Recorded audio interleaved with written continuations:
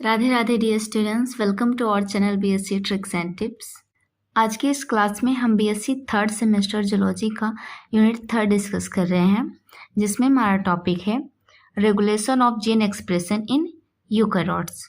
आज की इस क्लास में हम समझेंगे कि यूकैरियोट्स में जीन का रेगुलेशन एंड एक्सप्रेशन किस प्रकार से होता है, और हम इस चीज़ को भी समझेंगे कि क्रोमैटिन का रोल क्या होता है रेगुलेशन ऑफ जीन एक्सप्रेशन में। इसकी पिछली क्लासेस में हमने regulation of gene expression in prokaryotes complete कर लिया है। जिन भी स्टूडेंट्स ने उन वीडियोस को नहीं देखा है, प्लीज़ जाके प्लेलिस्ट में चेक कर लीजिएगा।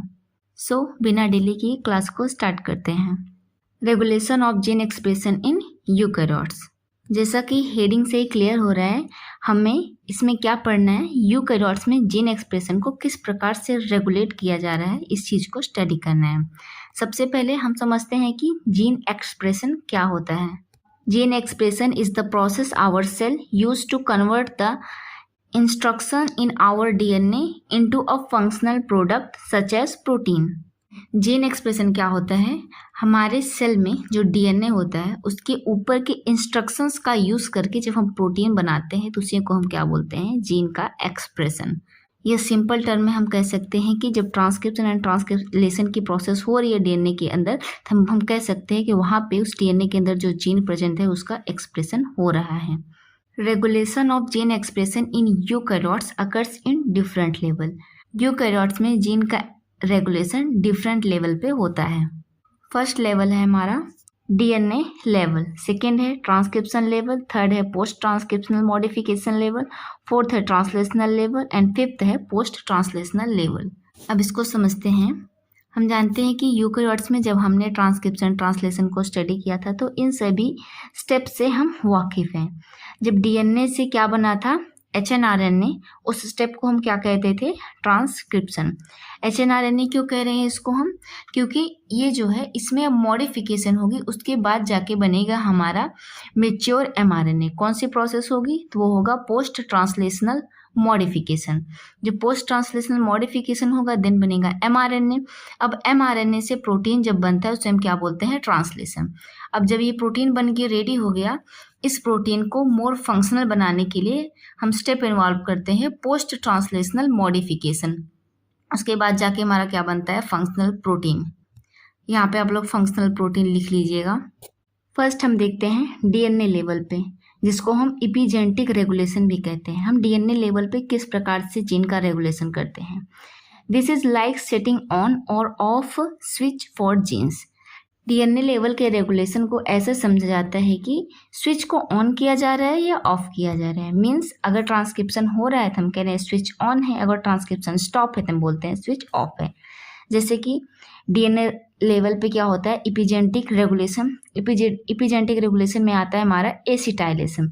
एसिटाइलेशन क्या होता है, loosen DNA around protein making genes easier to read. Acetylation में जो एसिटिल ग्रुप होता है वो डीएनए के स्ट्रैंड से जाके जुड़ जाता है, जिससे क्या करता है, डीएनए को लूज कर देता है। और जब डीएनए लूज हो जाएगा तो वो मोर एक्सेसिबल हो जाएगा, जिससे उसे इजीली रीड किया जाएगा और ट्रांसक्रिप्शन की प्रोसेस इजीली होगी। तो उस कंडीशन को हम क्या कहेंगे, switch on condition. And next है मिथाइलेशन। मिथाइलेशन में क्या होता है, tighten the DNA silencing genes. Methylation जो होता है एक ऐसी प्रोसेस होती है जिसमें डीएनए को बहुत ही ज़्यादा टाइट कर दिया जाता है, यानी कि वो लेस एक्सेसिबल हो जाता है, जिसकी वजह से डीएनए का ट्रांसक्रिप्शन होना ईजियर नहीं होता है। उस कंडीशन को हम स्विच ऑफ कंडीशन बोलते हैं। नेक्स्ट है हमारा जीन एम्प्लीफिकेशन। जीन एम्प्लीफिकेशन में क्या होता है कि makes extra copies of gene boosting its expression. Gene amplification में हम डीएनए के एक्स्ट्रा कॉपीज को बनाएंगे, और जितना ज़्यादा कॉपीज होंगे डीएनए की उतने ज़्यादा जीन्स होंगे, उतने ज़्यादा ही जीन का एक्सप्रेशन होगा। नेक्स्ट है जीन रीअरेंजमेंट। इसमें क्या होता है, change the DNA sequence to express new proteins, for example antibodies. DNA के सीक्वेंस को चेंज करके न्यू प्रोटीन्स का फॉर्मेशन कराते हैं। इस प्रोसेस को हम जीन रीअरेंजमेंट बोलते हैं। एंड नेक्स्ट लेवल है हमारा ट्रांसक्रिप्शनल लेवल। इसमें किस प्रकार से रेगुलेशन किया जाता है, तो फर्स्ट होता है प्रमोटर और इन्हेंसर। हम सभी जानते हैं कि प्रमोटर की हेल्प से ही ट्रांसक्रिप्शन की प्रोसेस स्टार्ट होती है। प्रमोटर क्या होता है? Specific DNA part that signals where transcription start. Promoter एक ऐसा स्पेसिफिक पार्ट होता है डीएनए का जहां से क्या होता है, ट्रांसक्रिप्शन की प्रोसेस को स्टार्ट होती है। अगर हम प्रमोटर रीजन को चेंज्ड कर दें तो क्या हो जाएगा, हम ट्रांसक्रिप्शन की प्रोसेस को रेगुलेट कर सकते हैं। तो इसके थ्रू भी हम क्या कर सकते हैं, रेगुलेशन कर सकते हैं। नेक्स्ट है ट्रांसक्रिप्शनल फैक्टर्स। ये क्या होते हैं? Protein that help to start और स्टॉप द ट्रांसक्रिप्शन।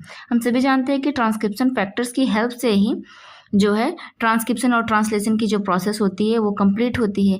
अगर इनमें चेंजेस कर दिए जाएं तो हम इसके थ्रू भी जीन के एक्सप्रेशन को हम रेगुलेट कर सकते हैं। नेक्स्ट है DNA binding motif. Specific shape in transcription factor that helps them stick to DNA. जो ट्रांसक्रिप्शन फैक्टर्स होते हैं उनका एक स्पेसिफिक शेप होता है, उस स्पेसिफिक शेप के थ्रू ही वो जाके डीएनए के स्टैंड से बाइंड करते हैं। अगर उनके शेप में हम चेंजेस ला दें तो क्या हो जाएगा, हम ट्रांसक्रिप्शन की प्रोसेस को या फिर जीन के एक्सप्रेशन को रेगुलेट कर सकते हैं। नेक्स्ट लेवल है हमारा पोस्ट ट्रांसक्रिप्शनल मॉडिफिकेशन लेवल। इस लेवल में क्या होता है, एचएनआरएनए से हमारा बनता है एमआरएनए। देखिए, hnRNA is edited before becoming the mature mRNA. इसमें कौन सी प्रोसेस होती है, स्प्लाइसिंग की। स्प्लाइसिंग क्या होता है, रिमूव्स यूजलेस पार्ट जो कि होता है intron and joints useful parts जो कि होता है एक्सॉन। स्लाइसिंग एक ऐसी प्रोसेस होती है जिसमें इंट्रॉन्स को रिमूव किया जाता है और एक्सॉन्स को ऐड किया जाता है। हम स्लाइसिंग के थ्रू भी जीन्स का एक्सप्रेशन को रेगुलेट कर सकते हैं। नेक्स्ट है अल्टरनेटिव स्प्लाइसिंग। इसमें क्या होता है, makes different version of proteins from one gene. Alternative splicing करके हम प्रोटीन्स के डिफरेंट वर्जन को बना सकते हैं, किससे, वन जीन से। नेक्स्ट है अल्टरनेटिव पॉली ए। हम जानते हैं कि एमआरएनए के स्टैंड में जब उसका मैच्योरेशन होता है तो वहाँ पे पॉली ए टेल की एडिंग होती है। वो क्या होता है, controls where mRNA end. MRNA जहाँ पे इंड होता है वहाँ पे पॉली ए टेल की एडिंग होती है। ये कंट्रोल सिस्टम होता है एमआरएनए की मैच्योरेशन के लिए। अगर इसमें चेंजेस ला दिए जाए तो हम इसके थ्रू भी रेगुलेशन कर सकते हैं। नेक्स्ट है हमारा editing and stability. Change letters in RNA और protects it from breaking down. RNA के लेटर्स में चेंज करके भी रेगुलेशन कर सकते हैं। फोर्थ लेवल है हमारा translational level. Controlled by proteins like elongation factor 2A and elongation factor 4E which helps ribosome start reading mRNA. Elongation में क्या होते हैं, ये दोनों फैक्टर्स इन्वॉल्व होते हैं कि ताकि राइबोसोम क्या कर सके, रीड कर सके एमआरएनए के स्टैंड को। अगर इनमें चेंजेस ला दिए जाएं या फिर इनको ज्वाइंट ही ना करने दिया जाए तो क्या जिनका एक्सप्रेशन हो पाएगा, नहीं ना। तो इन फैक्टर्स के थ्रू भी हम क्या कर सकते हैं, रेगुलेशन कर सकते हैं। फिफ्थ है हमारा post translational level. Post translation level पे क्या होता है, protein is made but now it needs finishing touch. जब हमारे प्रोटीन बन गए, अब उस प्रोटीन को हम फंक्शनल प्रोटीन बनाएंगे, यानी कि उसमें कुछ मॉडिफिकेशन करेंगे जिसको हम पोस्ट ट्रांसलेशनल मॉडिफिकेशन भी बोलते हैं। इसमें क्या होगा, folding, cutting, adding chemicals like sugar to make it functional और direct it to the correct cell location. तो इन सभी प्रोसेसेस में चेंज करके भी हम जीन का रेगुलेशन कर सकते हैं। तो ये था हमारा regulation of gene expression in eukaryotes. कितने लेवल्स पे हम जीन का रेगुलेशन कर सकते हैं यूकैरियोट्स में। तो टोटली हमारे 5 लेवल्स थे जीन के रेगुलेशन में।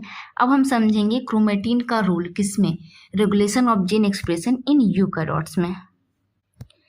हेडिंग है हमारी role of chromatin in gene expression. Eukaryotes के जीन एक्सप्रेशन में क्रोमेटिन का रोल क्या होता है। फर्स्टली हम समझते हैं कि क्रोमेटिन क्या है। Chromatin is made up of DNA and histone proteins that form chromosome in eukaryotic cell. हम सभी जानते हैं जो क्रोमेटिन होता है वो डीएनए प्लस हिस्टोन प्रोटीन्स का बना हुआ होता है।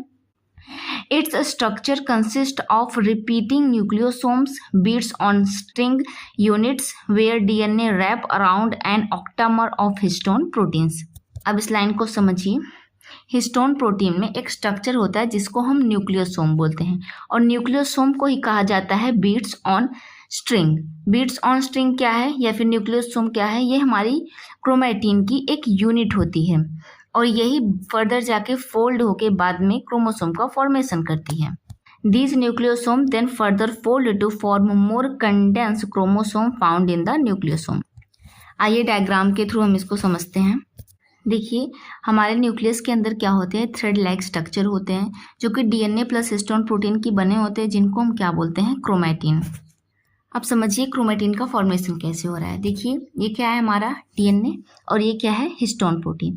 अब डीएनए इस हिस्टोन प्रोटीन के ऊपर देखिए यहाँ पे रैप्ड हो रहा है, और जब डीएनए हिस्टोन प्रोटीन के ऊपर यहाँ पे रैप्ड हो रहा है तो यहाँ पे देखिए जो राउंड स्ट्रक्चर बन रहा है इसको हम बोल रहे हैं न्यूक्लियोसोम्स, या फिर इस न्यूक्लियोसोम्स को हम बीड ऑन स्ट्रीमिंग भी बोलते हैं।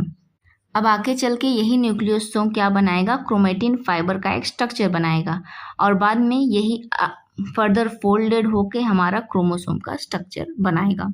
आई होप इतना आप सबको क्लियर हो गया होगा। नेक्स्ट हम देखते हैं क्रोमैटिन्स के type.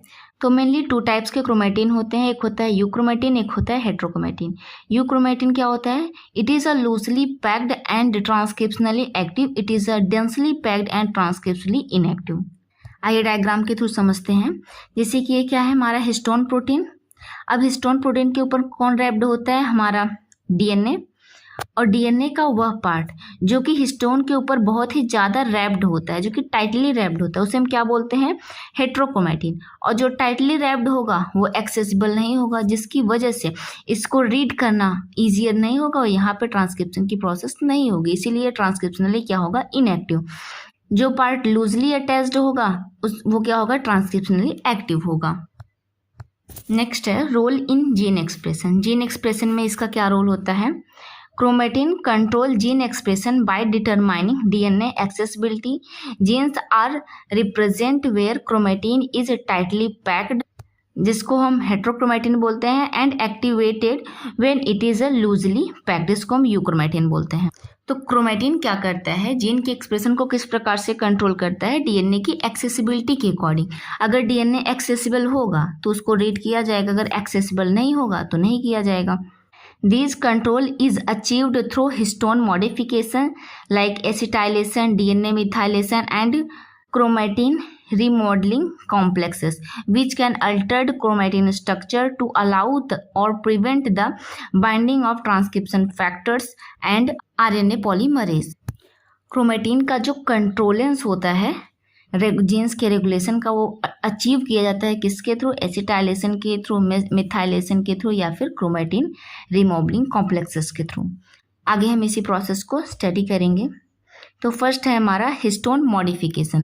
Histone, the protein around which DNA wraps, can be chemically modified most notably by acetylation and deacetylation. यहाँ पे देखिए बताया जा रहा है कि हिस्टोन के ऊपर कौन रैप्ड होता है, हमारा डीएनए, और इसकी इस रैपिंग को हम क्या कर सकते हैं, केमिकली मॉडिफाइड कर सकते हैं एसिटाइलेशन और डी एसिटाइलेशन के थ्रू। तो फर्स्ट हम पढ़ेंगे एसिटाइलेशन क्या होता है हिस्टोन का। The addition of acetyl group to histone generally loosen chromatin structure, making DNA more accessible and promoting gene expression. देखिए जब एसिटिल ग्रुप को हम क्या करते हैं, क्रोमैटिन से अटैच कर देते हैं, तो डीएनए क्या होता है, लूज हो जाता है, जिससे बहुत ज़्यादा एक्सेसिबल हो जाता है और जिसको इजीली रीड किया जा सकता है। नेक्स्ट है histone deacetylation, removing acetyl group from the histone cause DNA to condense, repressing gene activity. और जब एसिटिल ग्रुप को हटा लिया जाएगा तो जीन क्या हो जाएगा, लेस एक्सेसिबल हो जाएगा। नेक्स्ट है हमारा डीएनए मिथाइलेशन।